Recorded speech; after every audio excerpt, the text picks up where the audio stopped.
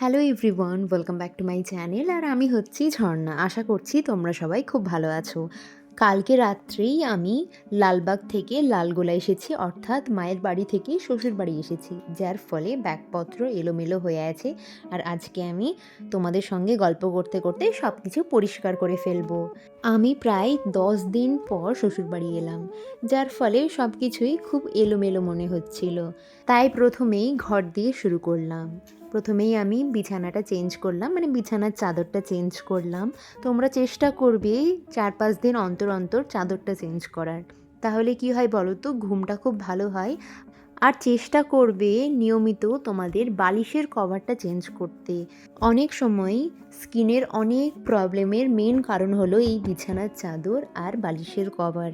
যাদের পিম্পল রয়েছে তারা তো প্লিজ নিয়মিত তোমাদের বালিশের কভারটা চেঞ্জ করতে থেকো। 2-3 দিন থেকে শীতটা এতটা পরিমাণে বেড়ে গেছে, তাই এই কমফোর্টার আর ওই পাতলা ব্ল্যাঙ্কেটের কোনো কাজ নেই। তাই আজকে এই কমফোর্টারটা আর একটা ব্ল্যাঙ্কেট আমি ভাঁজ করে তুলে দেব, আর যেটা মোটা ব্ল্যাঙ্কেট সেটাই এখন ইউজ করব।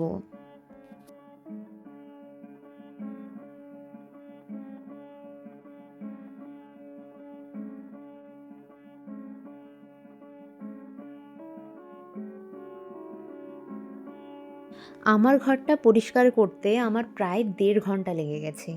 এই ঘরটা হয়ে গেছে, এখন আমি যাব রিমনের ঘরটা পরিষ্কার করতে। ওর ঘরে গিয়ে দেখলাম আলমারির হ্যান্ডেলে ওর হুডি ঝুলিয়ে রেখেছে।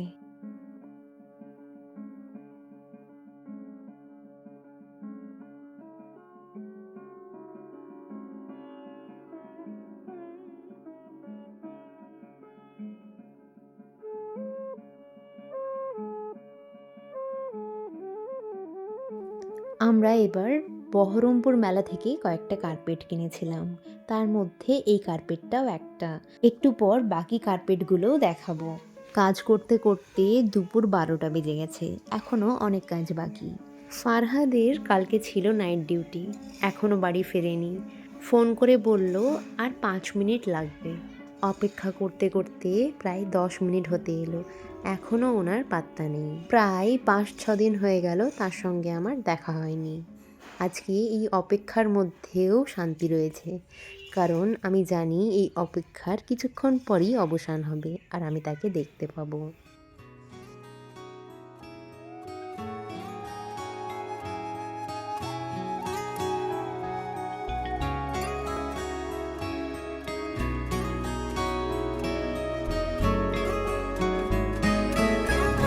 रफ्ता रफ्ता वो मेरी हस्ती का सामा हो गए। रफ्ता रफ्ता वो मेरी हस्ती का सामा हो गए। पहले जान फिर जाने जान फिर जाने जाना हो गए। रफ्ता रफ्ता वो मेरी हस्ती का सामा हो गए। আমি ওর জন্য প্রায় 1/2 ঘন্টা অপেক্ষায় জানালায় দাঁড়িয়েছিলাম।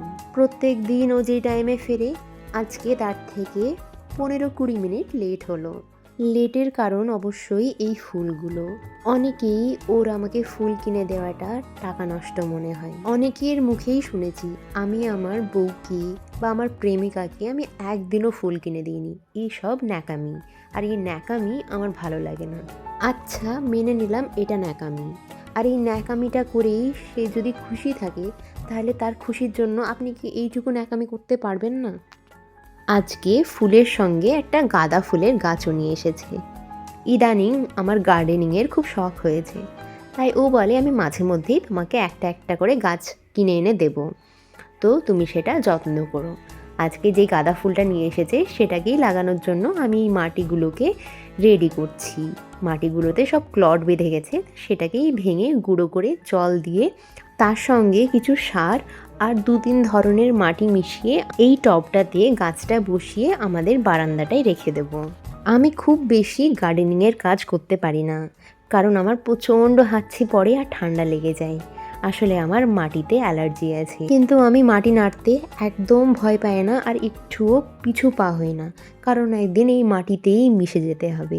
তাই অ্যালার্জি হওয়া সত্ত্বেও আমি কখনো মাটির থেকে পালিয়ে বেড়াইনি। আমার মাটির খেলনা বানাতে, মাটি নিয়ে খেলতে বরাবরই পছন্দ।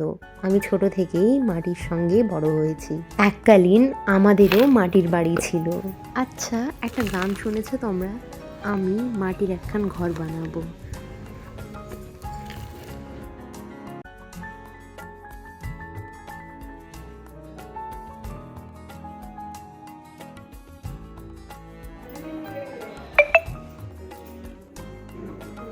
গাছটা লাগানো হয়ে গেছে। এবার তোমাদেরকে আমি আমাদের বাড়ির সমস্ত কার্পেটগুলো দেখাবো, যেটা আমরা মেলা থেকে কিনেছিলাম আগের বার। দেখো কি সুন্দর ঘরটা, মনে হচ্ছে কাশ্মীর কাশ্মীর মনে হচ্ছে। আমি আর ফারাদ তো বলছিলাম আমাদের পুরো বাড়িটাকেই আমরা কার্পেটে মুড়ে দিয়ে পুরো কাশ্মীর বানিয়ে দেবো।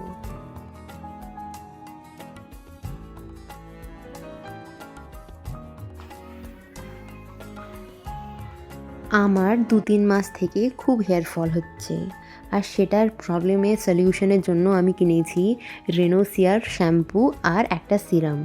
এই সিরামটা শ্যাম্পু করার পর একদম ড্রাই স্ক্যাল্পে দিতে হয়, তাহলে নাকি হেয়ার ফল অনেকটাই কমে। জানি না, আমি ইউজ করব, তারপর তোমাদের সঙ্গে আমার জেনুইন রিভিউটা দেব। তবে প্যাকেজিং খুব বাজে এসেছে, দেখো শ্যাম্পু আগেই বেরিয়ে গেছে আর ঢাকনাটাও ভালো না। আর সিরামটা আমি আগেই দেখে নিয়েছি, সিরামের প্যাকেজিংও খুব খারাপ। তবে এই প্রোডাক্টগুলো খুবই এক্সপেন্সিভ। আমি বলবো না আগেই তোমাদেরকে কিনতে, আগে আমি নিজে ইউজ করব, যদি আমার ভালো মনে হয় তাহলে আমি তোমাদেরকে বলবো। এই 60 ml এর সিরামটার দাম, সিরাম তো না, হেয়ার রিভাইটালাইজিং সলিউশন, এই বোতলটার দাম নিয়েছে 3000 টাকা, ডিসকাউন্ট করে ওই 2800 টাকা মতো পড়েছে। আমি আজকে শ্যাম্পু করব, আর শ্যাম্পু করার আগে আমি আমার ফিঙ্গার টিপ দিয়ে আমার হেয়ারটাকে ভালো করে মাসাজ করে নিচ্ছি। আমি কিন্তু কোনো অয়েল বা কিছুই ইউজ করছি না, আমি জাস্ট এমনি আমার হেয়ারটাকে মাসাজ করছি। এতে নাকি ব্লাড ফ্লো ভালো হয় আর হেয়ারের কোয়ালিটি ইমপ্রুভ হয়। पूछे तू कि तुझ में मैं क्या देखता हूँ, जब चारों तरफ आज कितने ही सारे नजारे हैं, जाने ना तू खुद को यूं ना जाने क्यों।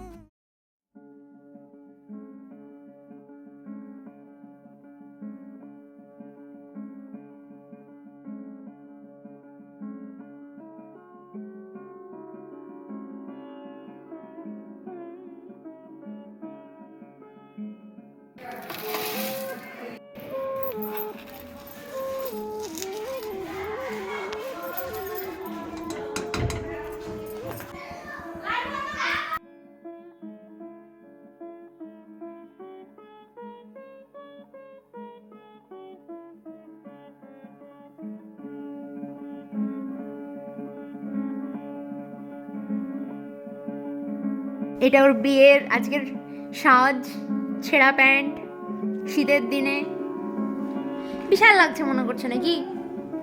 যদি আমার বিয়েতে এরকম ভাবে তুমি আসতা, তোমাকে ঢুকতেই দিতাম না, বের করে দিতাম। আমি যদি তোমার বিয়েতে না যেতাম তোমার বিয়ে হতো না। আরে যদি তোমার দাদার সাথে না বিয়ে হতো যদি তোমার দাদার সাথে না বিয়ে হতো, না না, যদি তোমার দাদার সাথে না বিয়ে হতো আমার, তাহলে তোমাকে আমি এই জামা পরে ঢুকতে দিতাম না। মানে ভাবো ভাবো, সত্যি দিতাম না। মানে দেখো, ভাবো তুমি আমাদের বাড়িতে এসেছো। ওর বাড়ি, এটা আমার। এটা সবসময় ভালো লাগে, একটু দাও, একটু করতে দাও। সেজে নাও। আমারই ক্রিম মাখবে, আমারই জিনিস ইউজ করবে, আবার আমাকেই। চলো টাটা। তারপর মা আর আমি অনেকক্ষণ গল্প করলাম। তারপর গল্পের পর আমি বসলাম কাপড় জামা নিয়ে ভাঁজ করতে আর একটা মুভি দেখছিলাম। আজকে ডিনারে ও চাউমিন নিয়ে এসেছিলো, তা আবার 2 জায়গা থেকে 2 রকম। তো আমি 2 রকমেরই ট্রাই করেছি, একটা স্ট্রিট স্টাইল আর একটা রেস্টুরেন্ট থেকে, আর তন্দুরি চিকেন। রাত্রিবেলায় ঘুমানোর আগে আমি আমার স্ক্যাল্পে ওই রিভাইটালাইজিং সলিউশনটা দিয়ে মাসাজ করে তারপর চুলটা বেঁধে আমি ঘুমিয়েছিলাম।